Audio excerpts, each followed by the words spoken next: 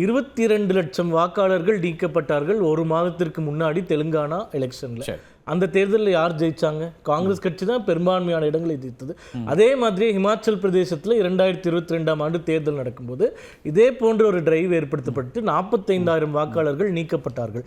அந்த தேர்தலில் பிஜேபி தான் தோத்தது, காங்கிரஸ் தான் ஜெயிச்சது. வெறும் 40,000 வாக்குகள் வித்தியாசத்தில் தான் நாங்கள் தோத்தோம். அதே மாதிரி கர்நாடகாவில் 4 லட்சம் வாக்காளர்கள். ஒரே நிமிஷம் முடிச்சிடறேன். சொல்லுங்க சார். ஒரே ஒரு கேள்வி சொல்லிருங்க. நீங்க தெலுங்கானாவிலையும் அங்கேயும் நடந்ததை கம்பேர் பண்ணாதீங்க. இது ஸ்பெஷல் இன்டென்சிவ் ரிவிஷன். இதுல இந்த 11 டாக்குமெண்ட் லிஸ்ட் அவுட் பண்ணி தெலுங்கானாவில் ப்ரொடியூஸ் பண்ண சொன்னாங்களா? உங்க சிட்டிசன்ஷிப்பை நிரூபிக்கணும்னு சொன்னாங்களா? நீ voter you have to prove your சிட்டிசன்ஷிப்னு சொல்லி பகிரங்கமா இன்னைக்கு அஃபிடவிட் போட்டிருக்காங்க. அதே மாதிரி ரிவிஷன் நடந்ததா தெலுங்கானாவில்? நீங்க சொல்லுங்க. வேற இது சார் அப்படிங்கறாரு. நீ அத சார் வேற எப்படி கம்பேர் பண்றீங்க?